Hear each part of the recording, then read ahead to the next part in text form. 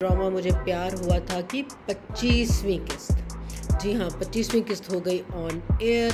और पिछली किस्त से ड्रामे ने कुछ अंगड़ाइयाँ सी लेनी शुरू कर दी हैं। अरीब घर आता है और माहिर के घर आता है। आखिरकार माहिर ने वो सब कह दिया जिसका मेरे ख्याल में सारे व्यूअर्स इंतज़ार कर रहे थे कि रख दे मुँह ते चांटा ते चल नू कह दौड़े तो माहिर ने वही किया। साद और माहिर के दरमियान के सीन हुए और जो डायलॉग हुए आई थिंक वो बहुत खूबसूरत थे। सबसे खूबसूरत डायलॉग और सीन एक्चुअली वही था जब साद जो है वो माहिर के कमरे में आता है। वो उसकी अम्मा एज़ ऑलवेज़ माहिर की अम्मा ताने तिश्ने कर रही होती है साद के साथ, तो कहती है इसको भी बोल लेने दे।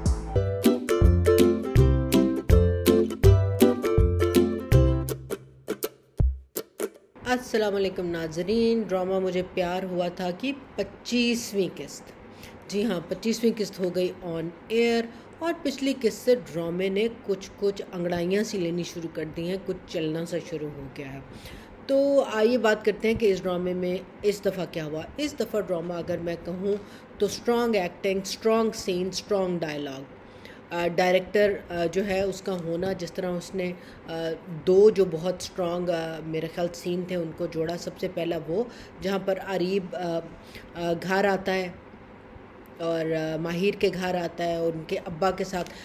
आई थिंक वहाँ डायरेक्टर साहब ने अरीब से, जो बिल्कुल ब्लैंड एक एक्टर है और अभी भी उनके एक्सप्रेशन उसी ब्लैंडनेस में है, उनकी हमें आवाज़ के में भी एक्सप्रेशन और आँखों के, चेहरे के एक्सप्रेशन हमें कोई इतने ख़ास नज़र नहीं आते, मगर द वे उन्होंने उससे ब्रैक्ट एक्टिंग करवाई, उसके वालिद से बात करना, उसकी अम्मा को कहना, माहिर को आवाज़ देना, as if I am so full of my self, I am a brat, I am confident और मैं जो भी कर रहा हूँ मुझे अभी भी यकीन है कि माहिर मेरी बात सुनेगी। आई थिंक ये पूरा scene end to end Areeb की एंट्रेंस से लेकर जब उसको माहिर धक्के देके घर से निकालती है तब तक बहुत अच्छा था।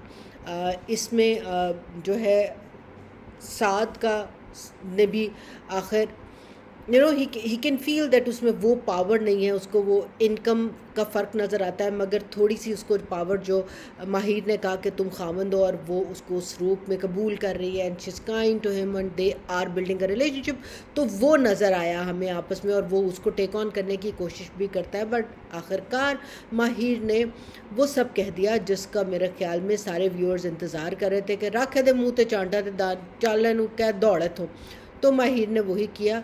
और वो सारी बातें जिसकी उसकी खुदगर्जी की वजह से, अगर हाइंडसाइट में देखें शादी हो गई है तो उसकी खुदगर्जी की वजह से जो उसको सहनी पड़ रही थी वो सारा गुस्सा उसमें निकाल के उसने बाहर भेज दिया।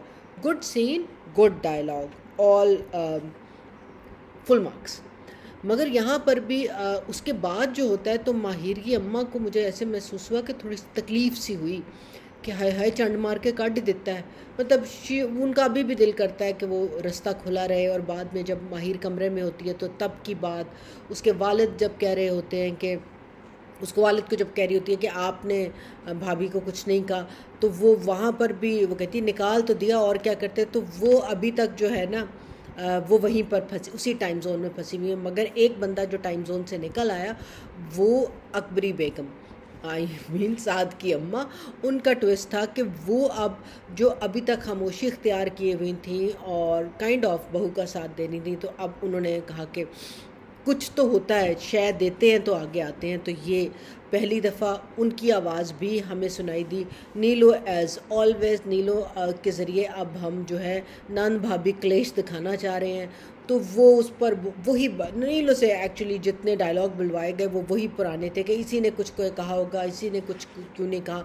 वहाँ पर साद का उसका रोकना, उसके बाद भी जब वो साद के साथ फिर रही होती है और साद आके कहता है कि को दोबारा कहती है कि आपने उस पर गुस्सा नहीं किया, तो साद का उसको डांटना भी और समझाना भी, और ख़ास तौर पे वो डायलॉग कि बड़े कुछ नहीं बोल रहे तो उसमें उसकी कोई वजह है। मेरे ख्याल में ये बहुत अच्छा मैसेज था इस हवाले से कि हर मसला चीख चिल्ला के इल्ज़ाम बाजी से हल नहीं होता। कुछ मसाइल सेंसिटिव होते हैं, उसको धीरज के साथ हल किया जाता है, उसमें थोड़ी तसल्ली दिखानी पड़ती है और एक कदम पीछे हट के भी कुछ फ़ैसले करने पड़ते हैं। तो साद का वहाँ पर उसको पहले गुस्से से समझाना, जब आरीब वहाँ पर था को निकाल देती है तब, ऊपर दोबारा समझाना, आई थिंक दोनों बहुत अच्छे थे।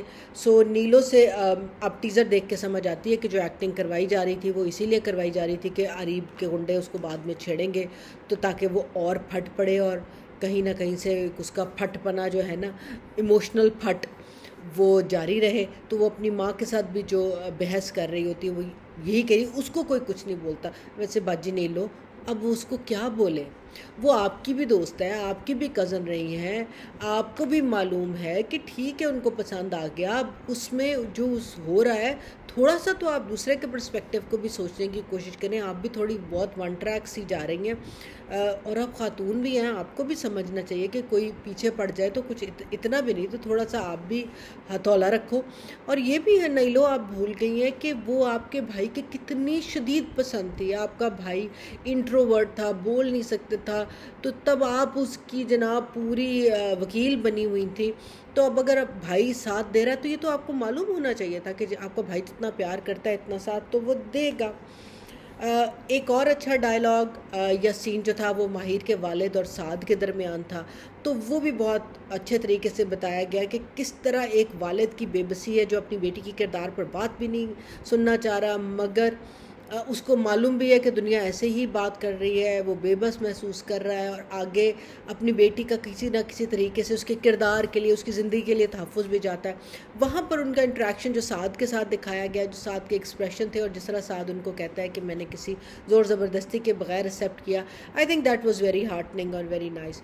इसके अलावा तीसरा मुख्तलिफ सीन्स को अगर मैं इकट्ठा करूँ तो जो साद और माहिर के दरमियान के सीन हुए और जो डायलॉग हुए, आई थिंक वो बहुत खूबसूरत थे। सबसे खूबसूरत डायलॉग और सीन एक्चुअली वही था जब साद जो है वो माहिर के कमरे में आता है, वो उसकी अम्मा एज़ ऑलवेज़ माहिर की अम्मा ताने तिश्ने कर रही होती है साद के साथ, तो कहती है इसको भी बोल लेने दे।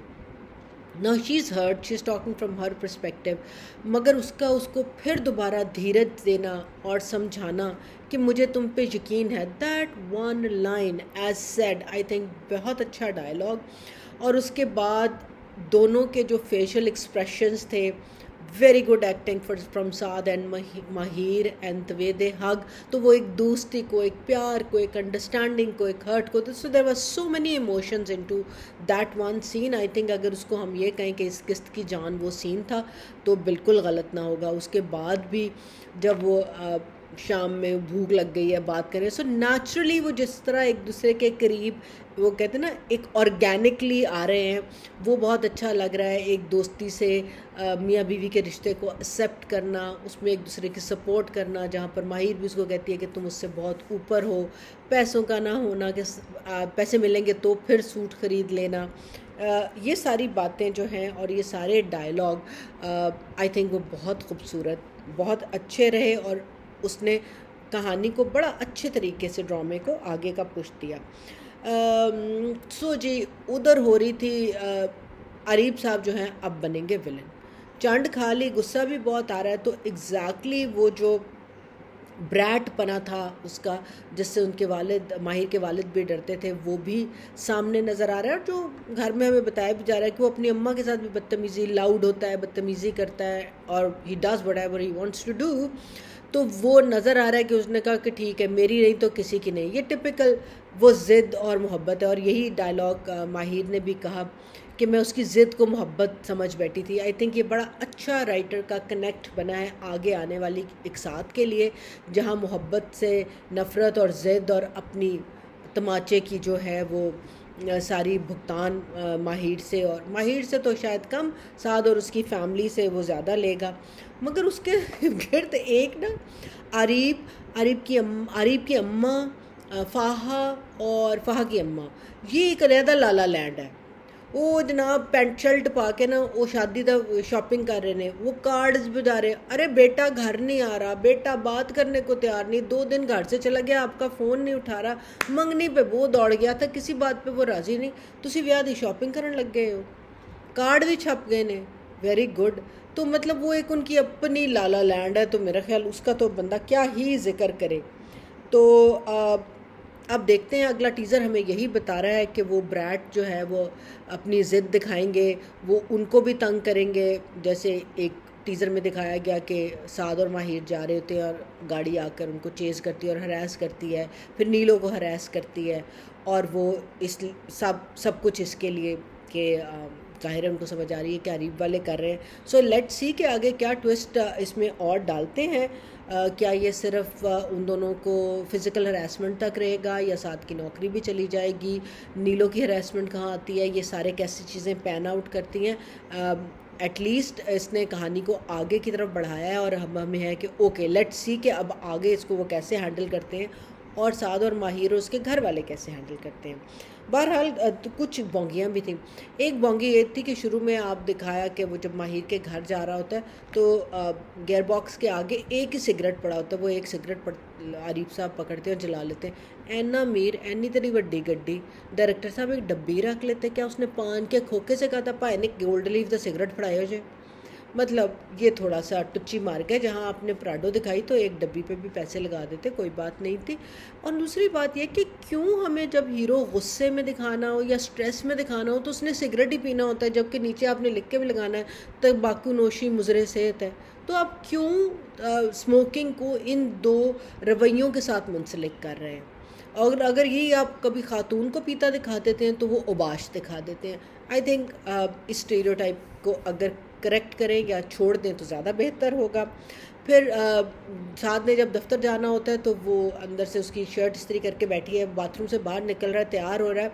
अब पहना उसने अपना वही ट्रैक है और ज़ाहिर है वो नहा के आया, तो वो तौलिया जो है ना उसने गले में डाला होता है। देखिए इस तरह डायरेक्टर साहब तौलिया जब गले में डालते हैं तो या आप जिम से आते हैं, जब आप नहा के आते हैं और आपने चेंज करना हो, हो रहे हो और बाल बना रहे हो, तो गीला तौलिया कोई भी गले में नहीं डालता। जब इस तरह गीला तौलिया लड़के गले में डालते हैं ना तो ऊपर उन्होंने कमीज़ नहीं पहनी होती। तो ये ज़रा सा थोड़ा सा ना टेक्निकल है, इसको आप देख लें। और सबसे ज़्यादा डायरेक्टर साहब मुझे आपसे शिकायत ये है कि ये गाना मुझे प्यार हुआ था, जिसकी वजह से मैं ये पूरा ड्रामा देख रही हूँ, ये हीरो का गाना था। अब आपने इसको विलन पे भी फिट कर दिया है, वो भी जदों रो रहे हैं तो वही गाना गा रहे हैं, तो ये बात मज़े की नहीं लग रही। देखें आइदर उसको वो सिचुएशनल गाना है ना, तो या आपने तो ये बना दिया कि ये पॉन्स्टोन है, पैनाडॉल है, तेनू भी फिट तेनू भी फिट, वो दुखी हो तो उस पर चल जाए, ये दुखी हो तो इस पर चल जाए। तो ये सिचुएशनल गाना इतना नहीं है, ये तो एक ज़रा एक लव बैले है।